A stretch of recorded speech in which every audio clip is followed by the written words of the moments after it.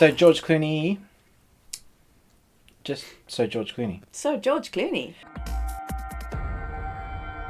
Hi and welcome to the Ruby Tuesday. My name is Ruben. And I'm Kay. And today we are reviewing a Netflix original movie, Midnight Sky. This post-apocalyptic tale follows Augustine, a lonely scientist in the Arctic, as he races to stop Sully and her fellow astronauts from returning home to a mysterious global catastrophe. George Clooney directs this. He's also one of our main protagonists, really, Augustine. Yeah.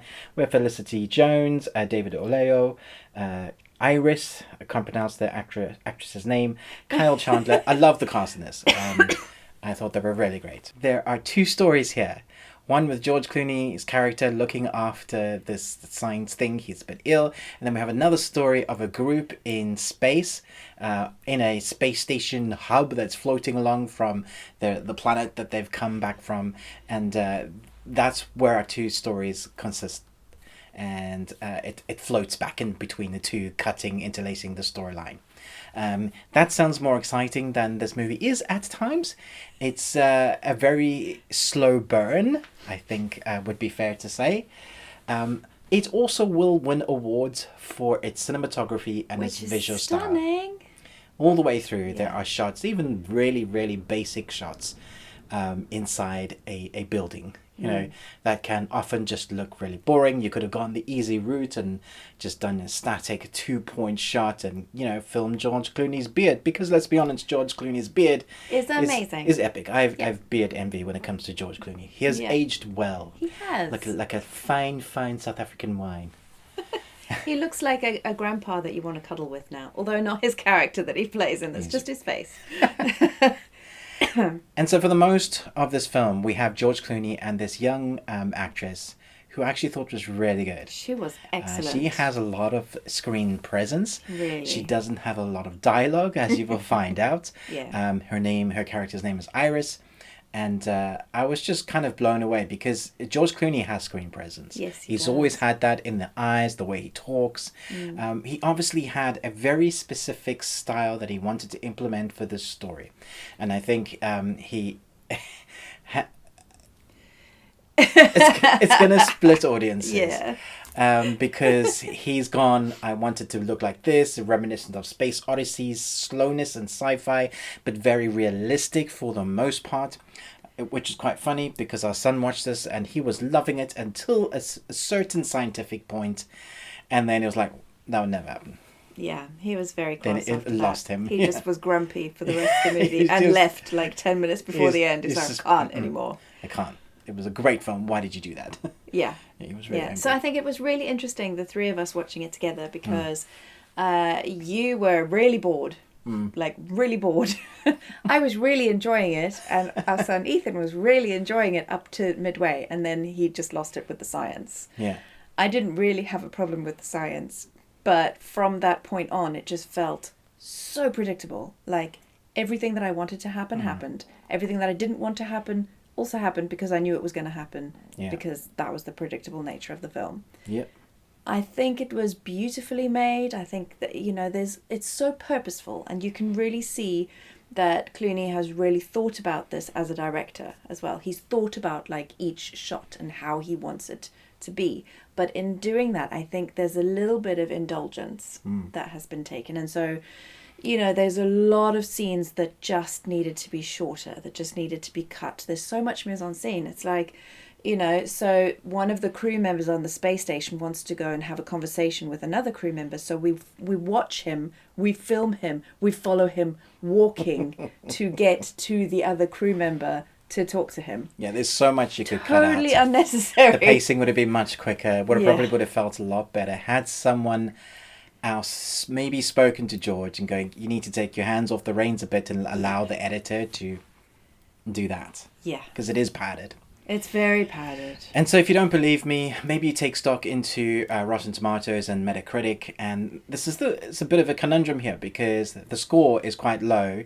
It's 53%, which is low for the critics.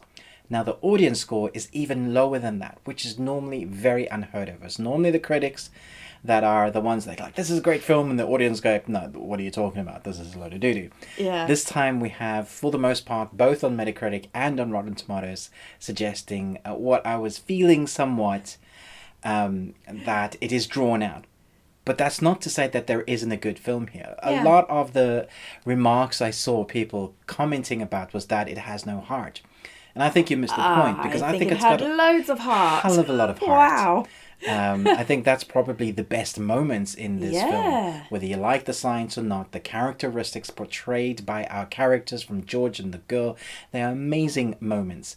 Very predictable, amazing heart moments when you get at the end and you're like, okay, totally saw that coming. Yeah. But even on the space station, or the hub that's floating in the sky, there are great moments there with characters as well, because the whole film is basically just looking at these characters. They're experiencing something that's happened, and you're along the ride for it, which is why it's so mise-en-scene. Yeah. Because you get to see it all. Yeah. Not necessarily want to see it all, but you're gonna experience it. Yeah. There is an inciting incident that happens that you're going to see coming off you, like beat for beat. You're like, oh, I know what's going to happen. It is exciting, but it's not needed. Totally not needed. Yeah, which is weird, because we have a story that works well, and we would have been fine from that. If you want that story to be that, it really feels like the executives or the money makers have gone, there's no big action scene, enough. we must add one in. And so now you've just thrown that in there, and it doesn't really add heart to it. The heart comes from the main characters. Exactly. And I think actually that scene, for us as a family, took some of the heart away, because we were just arguing amongst ourselves as to the scientific validity of something like that happening in space, which it seems like every space movie ever involving a spacewalk, this happens. And the statistical probability of that happening is like won't happen. Zero. It's so minuscule. Yeah. And even if it does happen, what happens won't happen because of space. There's so much of it. Right, skirting around the end. You'd have to be the most unlucky person in the universe for that to happen to you. Yeah. Well, according to our son, who's like super. So there's an emotional, inciting incident that happens from that scene, and then that scene, I didn't really feel anything for a character of something that happens to a character, because it feels forced. Everything that else happens to your characters felt natural and real. Yeah. It's a bit of a. Visually, it's stunning. Like every shot, the way it's filmed, it's incredible. The man behind the camera knows what he's doing. Oh my goodness, the colours are so vivid and beautiful. It is filmed in 4K, so if you have that potential on your TV, definitely watch it. Turn up the surround sound. The score was wonderful. Yeah, it was really good. Really, really interesting work. So I think there may be a group of people that, like, it'll become a cult film, and people like really enjoy it. But there's going to be a lot of people that might actually switch it off as well, unfortunately. Boring. Yeah. Just like, I can't handle it. When is something going to happen? And that's the executive that's gone, action scene! And then you're like, woo, action scene! And then you're like, oh, okay. Well. But you loved it. I did love it. Yeah. Yeah. So there you go. What are you going to rate it? I'm going to give it a B+. Cool. I think, on the visuals alone, I probably would have given it an A+, but it's got to tell a story. And yeah, B+. We're coming up to Oscars again, and apparently it is going ahead this time. I'd be very surprised if it doesn't have a few or at least nominated for visual effects or score. It won't do score because there's a big list contending for score this year. Yeah. But I do think it needs some acknowledgement for visualization, because the cinematography and the lighting. The design is so interesting and so beautiful. Yeah, we haven't talked about the sets at all, and they're incredible. Yeah. And they put a lot of effort into the sets and its continuity, actually. If there was a weapon that had the hilt of the weapon had the same design of something that's on the space station, you're like, oh, so this is something that's happened in 2049. Yeah. Part of why I don't quite believe this film, because 2049 isn't that long away. It's just around the corner, man. And the technology that they have and what we've accomplished, I'm like, having gone through 2020, I don't believe that for a second. I don't believe we'll be colonizing another planet in less than 30 years. I mean, I like the idea of it, but we're not there yet. We haven't cured the cold yet. No. Bring us flying cars first. So anyway, enough. Yes, enough rambling. I haven't given it a score. So give it a score. I don't know what to give it. B. I'm going to give it a B. Oh, okay. I think that's fair. I feel like I could go to an A- then. I don't know. Score it yourself. Let us know what Yeah. you thought. Which is your favourite George Clooney film ever?